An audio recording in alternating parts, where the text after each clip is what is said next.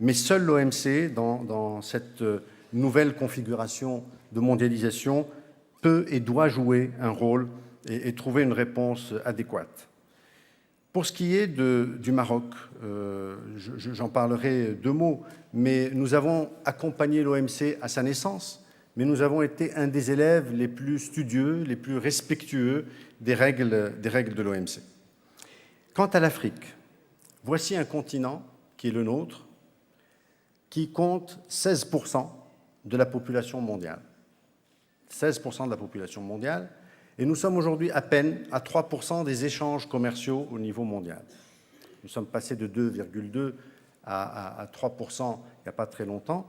Et si on remarque ou l'on suit ce rythme d'évolution, eh bien, pour rattraper ce petit retard, il nous faudra pas moins de 4 siècles pour que le 16% que nous constituons en nombre au niveau de la population puisse être ces 16% au niveau du commerce international. Alors, deux façons de voir cela, soit le verre à moitié vide ou à moitié plein.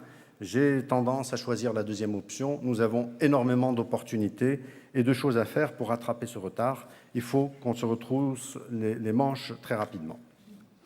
Alors, au niveau africain, je partirai du discours de Sa Majesté le Roi, que Dieu l'assiste, d'Abidjan. Il a formulé la phrase suivante qui a retenti dans nos esprits longtemps: l'Afrique doit faire confiance à l'Afrique.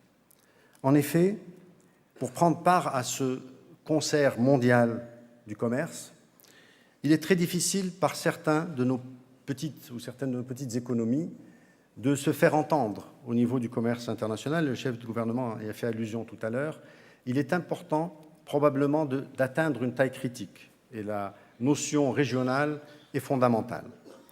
Lorsque vous essayez de biper sur des radars mondiaux en tant que petite entreprise, je reprendrai l'exemple dans une économie où une entreprise marocaine, togolaise, africaine essaye d'exister au niveau planétaire, c'est assez complexe.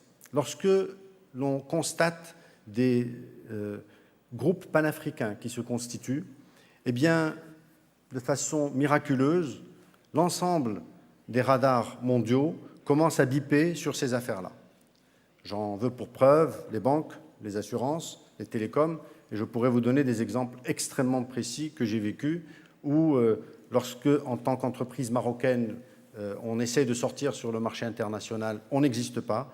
Lorsqu'on est une société panafricaine et qu'on sort sur le marché international, les regards sont tout à fait différents. Donc, nous sommes extrêmement favorables et ouverts à la mise en place encore plus forte d'une CEDEAO plus large, intégrant le maximum de pays. Et c'est de cette façon-là qu'on existera et qu'on négociera bien mieux. Quant au Maroc, quelques mots. Comme chacun sait, nous avons fait un choix d'une économie libérale, d'une économie tout à fait ouverte. Et je dois dire que dans une vie antérieure, en tant que membre du patronat marocain, on n'avait pas toujours beaucoup apprécié les décisions des gouvernements successifs de cette ouverture rapide. Eh bien, le temps nous a donné tort. Le temps nous a donné tort, et aujourd'hui, nous sommes très fiers d'être opérateurs marocains, de nos opérateurs marocains, de cette ouverture qui nous a permis de nous renforcer. J'ai vécu dans une vie encore plus antérieure une fermeture forte au Canada et une obligation d'acheter des produits exclusivement canadiens. Eh bien, au fil du temps, j'ai découvert que même le scotch tape qu'on appelle, eh bien les entreprises canadiennes diminuaient la colle au point qu'il ne collait plus. On essayait de l'utiliser et s'enrouler. Et c'est à partir de cet exemple de ce scotch tape que le gouvernement canadien a rechangé de position et a décidé de réouvrir. J'étais employé au Canada dans le temps, dans un ministère, le ministère des Finances, et j'ai vu ce changement de position. La fermeture d'un pays donne des opérateurs handicapés. L'ouverture permet de se renforcer, de se frotter au monde international. Évidemment, il faut le faire avec doigté. Évidemment, la brutalité dans ces domaines-là peut emporter des pans d'activité. Mais cette ouverture et cette approche multilatérale, le Maroc y a souscrit, en a tiré profit, en a souffert au départ, ça n'a pas été très simple, mais je le dis pour mes amis de notre continent, voici une modeste expérience, nous l'avons vécue et j'étais du côté des opérateurs et j'étais pas très rassuré. Et puis je peux vous dire qu'au fil du temps, j'étais encore opérateur et j'ai pu constater que cette ouverture nous a permis de renforcer le tissu économique marocain. Et mon souhait, c'est que cette ouverture panafricaine s'installe, que nous puissions faire confiance les uns aux autres, que nous puissions renforcer nos échanges, être encore plus forts ensemble et plus forts ensemble face au monde. Je crois que les relations sont des relations très claires d'intérêt. On dit pas d'intérêt, pas d'action. Nous parlons du commerce, n'est-ce pas? Et dans ce cadre, les règles sont très claires. Eh bien, pour pouvoir faire porter sa voix, il faut être de plus en plus fort. Et seule cette approche régionale, cette capacité de cumuler nos énergies, nos forces pour faire face à cette mondialisation que nous appelons de nos voeux, que nous accompagnons, eh bien, il faut qu'on se mette en ordre de bataille. L'Afrique a toutes ses chances. Nous sommes qu'à 3%. Imaginez si on arrivait à 16%, qui est notre part légitime, et pourquoi pas un peu plus, parce que nous sommes un des continents les plus jeunes, avec une capacité de déployer nos efforts et de gagner des parts de marché. Nous avons le droit de rêver à plus. Mais allons-y étape par étape, mettons-nous ensemble, ouvrons nos capacités de commercer entre nous, préparons-nous à cette mondialisation qui est déjà là. Cette mondialisation ne nous attend pas. Et je dois vous dire qu'au niveau du Royaume, nous sommes tout à fait prêts. Nous avons des instructions en tant que ministre très claires pour pouvoir partager à la fois nos expériences positives et nos expériences négatives. Nous avons fait quelques erreurs de par le passé.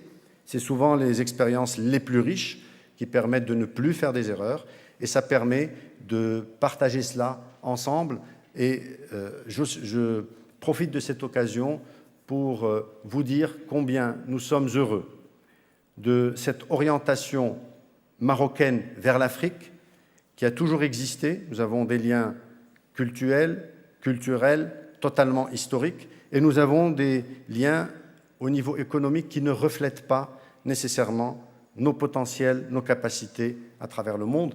Je crois que nous sommes en train de rattraper le retard, et la tendance de ceux qui ont fait ces calculs des 4 siècles sera totalement démentie, parce que dans les toutes prochaines années, nous allons être en mesure de profiter de nos capacités, et elles sont immenses. Je vous remercie. Merci, Monsieur le Ministre. Venez, Monsieur le Ministre, je ne vais pas vous laisser descendre. Je vais vous demander de vous installer. Nous allons de suite passer au premier panel, puisque c'était cette intervention énergique qui nous permet de donner le temps. Je voudrais accueillir à mes côtés, pour gérer ce panel et le modérer, Nicolas Bétou, qui est à la tête du quotidien français, libéral et européen, L'Opinion. Merci, Nicolas. Vous avez un micro. Voilà. Je vais vous céder la place. Et évidemment, tout à l'heure, après, nous allons attaquer ce premier panel qui va nous permettre d'aller de Marrakech à Nairobi et voir comment on va gérer cette dimension multilatérale dans le temps. Et juste après, tout à l'heure, nous aurons une pause café. Après la pause café, je reviendrai avec un autre panel où nous parlerons d'un sujet qui nous intéresse les uns les autres, sur l'entrepreneuriat. À vous la parole. Merci beaucoup. Merci. Bonjour à toutes et à tous. Nous allons parler donc du système commercial multilatéral de Marrakech à Nairobi, et je vais appeler les intervenants sur la salle. Je vais d'abord demander à Anat Bargera de venir me rejoindre. Madame Bargera est la directrice générale et cofondatrice de Yumi Africa. Je crois que vous pouvez l'applaudir. Yumi Africa est une entreprise internationale basée en Suisse qui travaille à l'implantation et à la commercialisation d'Internet et des liaisons rapides en Afrique, essentiellement en Afrique subsaharienne. Vous nous raconterez en quoi votre activité peut aider au développement et a tout à gagner à la libéralisation des échanges. Alioune Sarr, qui est ministre du Commerce, de la Consommation, de la Promotion des produits locaux et des PME du Sénégal. Si vous voulez bien me rejoindre, Monsieur le ministre. Alioune Sarr est donc ministre du Commerce, de la Consommation au Sénégal, et vous venez du secteur privé. Tenez, voilà, vous êtes là-bas. Merci. Vous venez du secteur privé, vous êtes un spécialiste des systèmes d'information, vous avez travaillé dans le privé pendant de très nombreuses années, et vous avez aussi dirigé l'Agence sénégalaise de promotion des exportations. Jean-Louis Billon, qui est ministre du Commerce, de l'Artisanat et de la promotion des PME de Côte d'Ivoire. Bonjour. Tenez, asseyez-vous. Jean-Louis Billon, non, vous êtes là, voilà. Homme politique et grand patron aussi, puisque Jean-Louis Billon est à la tête d'une des plus grandes entreprises privées de Côte d'Ivoire, l'entreprise l'Empire industriel, qui a été fondée par son père. Moulay Hafid El Alami, qu'on a entendu il y a un instant, ministre de l'Industrie, du Commerce, de l'Investissement et de l'Économie numérique. Et puis j'appelle Roberto Azevedo, le directeur général de l'Organisation mondiale du commerce. Bonjour, monsieur le directeur général. Quelques mots pour vous présenter. Vous êtes un grand spécialiste de l'international, des échanges. Vous avez passé une grande partie de votre carrière en tant que négociateur et comme animateur de toutes ces questions pour votre pays, le Brésil. Et j'en profite pour souligner, puisque nous sommes ici devant un public très attaché à cette notion-là, vous avez été pour la première fois dans l'histoire un représentant à la tête d'une grande organisation mondiale du commerce, de l'Organisation mondiale du commerce, la première fois qu'on a un représentant qui n'est pas un représentant des pays développés ou plus généralement, comme on dit, de l'Occident. Bienvenue à tous. On va donc parler de ce qui peut se passer dans les 20 ans à venir. Il y a un esprit particulier ici à Marrakech, puisqu'il y a 20 ans, ça a été souligné à plusieurs reprises, naissait ici l'OMC. C'était une naissance qui clôturait le succès du cycle de l'Uruguay.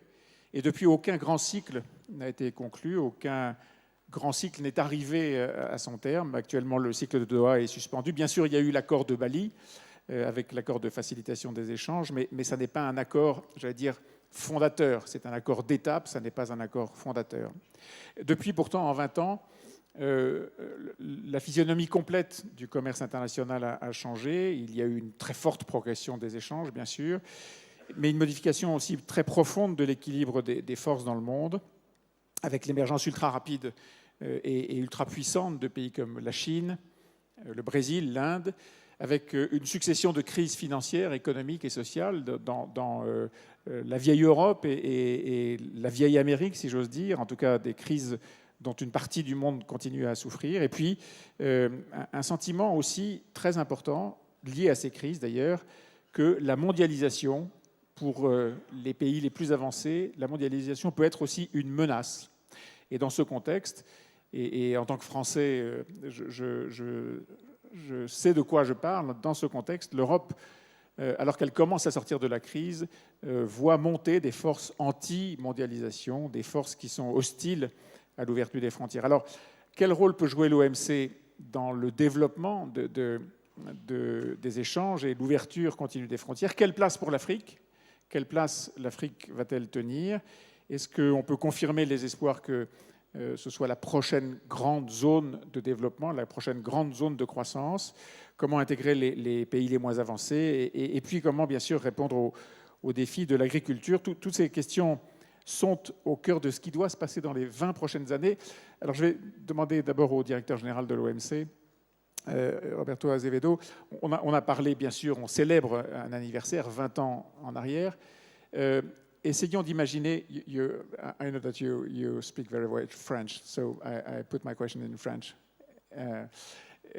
Essayons d'imaginer ce qui se passerait, ce que nous serions dans 20 ans. Nous sommes en 2035, ici, à Marrakech. Nous fêtons le 40e anniversaire des accords de Marrakech. Comment voyez-vous la planète? Voilà, je comprends français très bien, mais pour parler, c'est plus difficile, donc je You vais can answer passer in English. à l'anglais. I think if you want to look at the WTO for the next 20 years, you have to look at the WTO, what happened in the past 20 years. So, and essentially the WTO was conceived here in Marrakesh with three main areas of activity.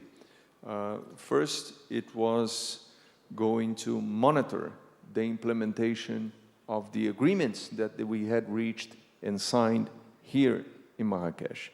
So that is what we call the surveillance and the monitoring area of our work. And that has worked quite well. That works well. We have been holding meetings in Geneva day in, day out. Members talk to each other. They point fingers at each other. They blame each other. But they are monitoring. They are looking at what each other is doing. And that is one of the key roles of the WTO. The second area of our work is disputes. Of course, when members don't agree on whether or not the agreements are being implemented properly, they have the ability to trigger the dispute settlement mechanism and have a technical legal examination of the dispute and then figure out a way of overcoming the differences and moving forward. And this depoliticizes the issue quite significantly. And that's very important. That has been working quite well. We are now being victims of our own success because we're getting ready to hear our dispute number 500. And that's in just 20 years. So 500 disputes in 5 years, in 20 years, it's a lot. It's almost double what they get heard in 60 some years. So the problem is that the resources are being overstretched. We are having some delays now in the disputes, and we are trying to see how we can overcome that. So that's a stressful area, but for good reasons, not for bad reasons. The third and final area is negotiations. So members have to update, they have to negotiate, they have to agree on new rules, they have to perfect the rules and the principles that we agreed 20 years ago. That has not worked, or has worked very poorly. Only more recently in Bali we reached the first agreement on trade facilitation. We need to do better. Why? Because I think that if you want to look forward, if we want to look 20 years from now, we have to be ready to have rules and to have disciplines which are consistent with the world of business that we live today. That is very, very important, especially for countries like the African countries, for example. The African countries, 20 years ago, and we have to recognize it, that's a reality, they were marginal in the negotiations. They were not at the center of the negotiations. So their views, their interests, their concerns, they were taken on board, but in a more, almost like an afterthought.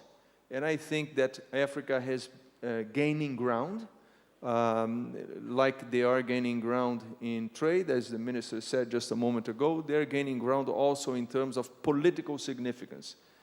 Being ready to negotiate. In the run-up to Bali, the African group was very, very important. Very, very important. One of the reasons, I always say that, because it's true, one of the reasons why Bali was successful was because Africa wanted it. Africa pushed for it. And that was one of the key elements of our success. And if we're going to do it again now, for Doha, Africa has to be at the center as well. Merci beaucoup. Une question relative, encore pour vous, Roberto Azevedo, relative à l'agriculture. On est en Afrique, c'est un sujet qui est évidemment déterminant ici. L'agriculture a été au cœur d'un certain nombre de conflits, de disputes lors des 20 dernières années, et l'est toujours. Est-ce que l'Afrique a un rôle particulier ou quelque chose de particulier à attendre pour le développement de son agriculture de la part de l'OMC? Always. Agriculture is a key element for the African countries for different reasons. So some countries are looking for market access.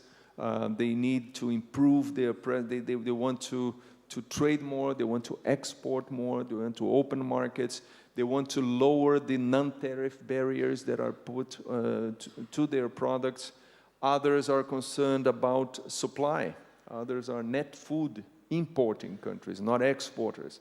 Others are concerned about the fact that they rely solely on one product, they are mono exporters. They need to diversify their production. Others are concerned because they're ready now to move from a commodity exporter to a processed product exporter. So they are ready to move up the value ladder. So whatever aspect you look at, they're very different, the interests are very different, but they're very agriculture-centered at the end of the day, because that's where it is easier to participate in the global trade flows. That's where Africa has a natural advantage to participate in these flows.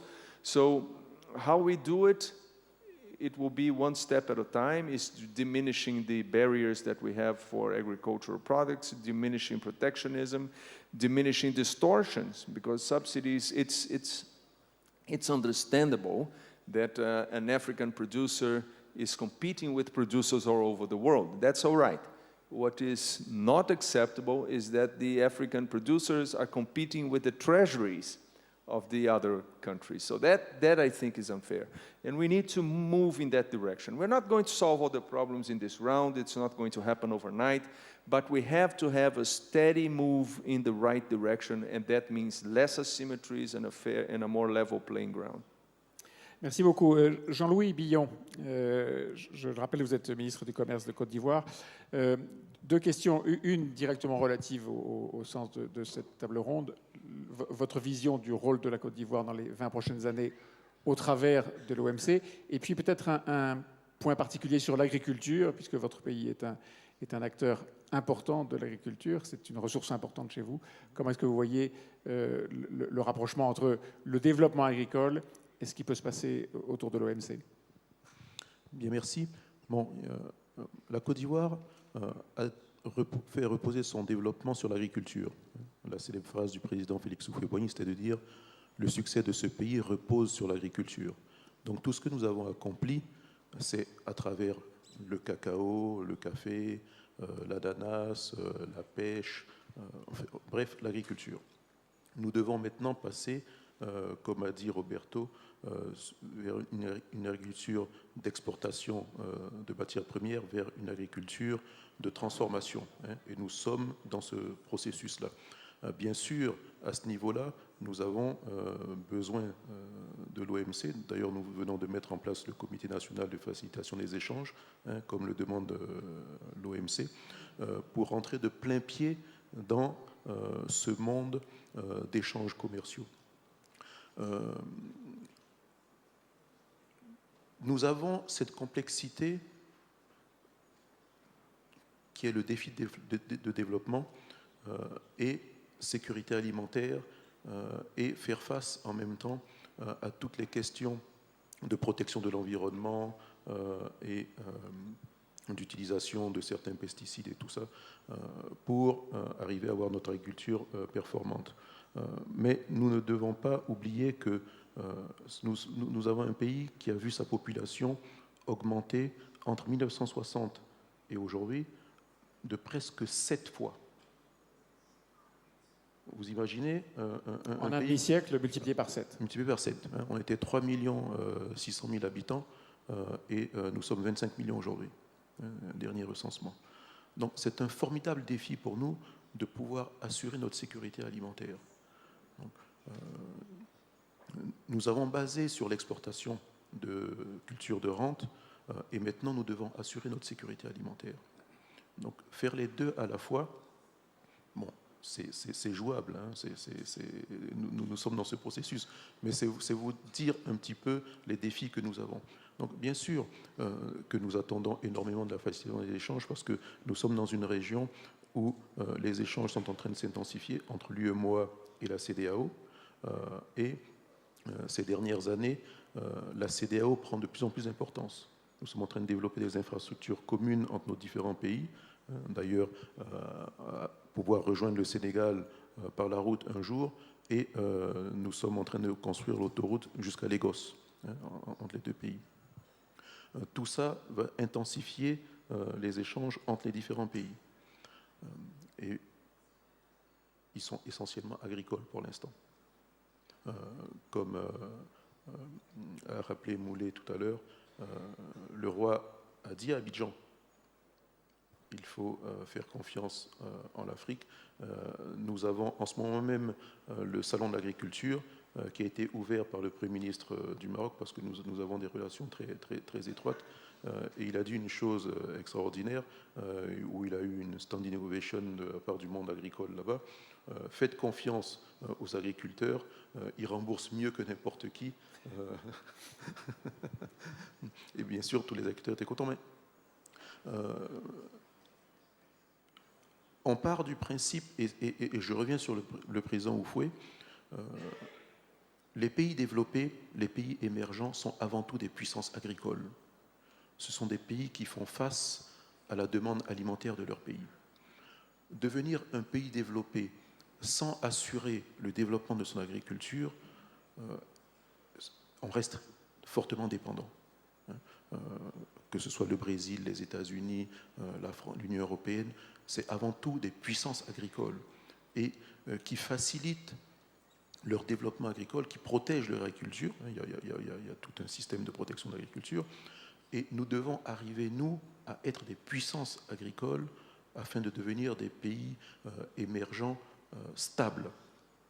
Aujourd'hui, est-ce que vous diriez que votre pays, la Côte d'Ivoire, est un pays qui protège davantage, qu'il n'ouvre ses frontières en matière agricole? Non, il ne protège pas. Vous pouvez venir en Côte d'Ivoire et puis vous installer. Et la production est essentiellement paysanne aujourd'hui. Même on est premier producteur mondial de cacao. Nous sommes passés de moins de 500 000 tonnes en 1960 à aujourd'hui près de 1 800 000 tonnes de cacao. Mais essentiellement par des petits propriétaires qui font entre 1 hectare et 10 hectares à peine. Et c'est ceux-là qui assurent cette production. On retrouve ce schéma dans beaucoup d'autres cultures, à l'exception du palmier, de l'EVA, de la banane. Alors, compte tenu de cette réalité-là, est-ce que vous trouvez que l'OMC est dans la bonne réflexion de ce qui vous est utile, ou est-ce que l'OMC doit changer un certain nombre de choses, de comportements, de règles, dans l'équilibre des forces entre des petits pays comme le vôtre, des pays en voie de développement et le reste du monde? Bon, on a déjà un traitement différencié que nous avons demandé au niveau de l'OMC. Et quand nous sommes arrivés à Bali, c'est vrai que les pays africains ont fait bloc. Pendant longtemps, on était entre deux feux, l'Amérique, l'Union européenne, plusieurs feux même d'ailleurs, l'Inde, et chacun défendait vigoureusement ses intérêts. Au bout de 20 ans, on était laissés pour compte. Et cette fois-ci, nous sommes arrivés à Bali en disant il nous faut un accord, et il faut que l'Afrique trouve son compte dans cet accord. Donc oui, mais encore une fois, comme a dit Roberto, tout ne se fera pas en une nuit. Ce seront des négociations constantes et qui vont s'améliorer au fur et à mesure. Nous avons des pays qui n'ont qu'un seul défi, c'est de se développer. Donc, bien sûr, nous regardons ça avec l'angle de nos intérêts. Merci. Alioune Sarr, je rappelle, vous êtes ministre du Commerce du Sénégal. L'objectif des 20 prochaines années pour votre pays, c'est accélérer le développement, être plus ouvert et participer à cette course que décrivait Moulay Hafid El-Alami sur le rattrapage de la proportion d'habitants et de la proportion de richesse. Comment est-ce que vous allez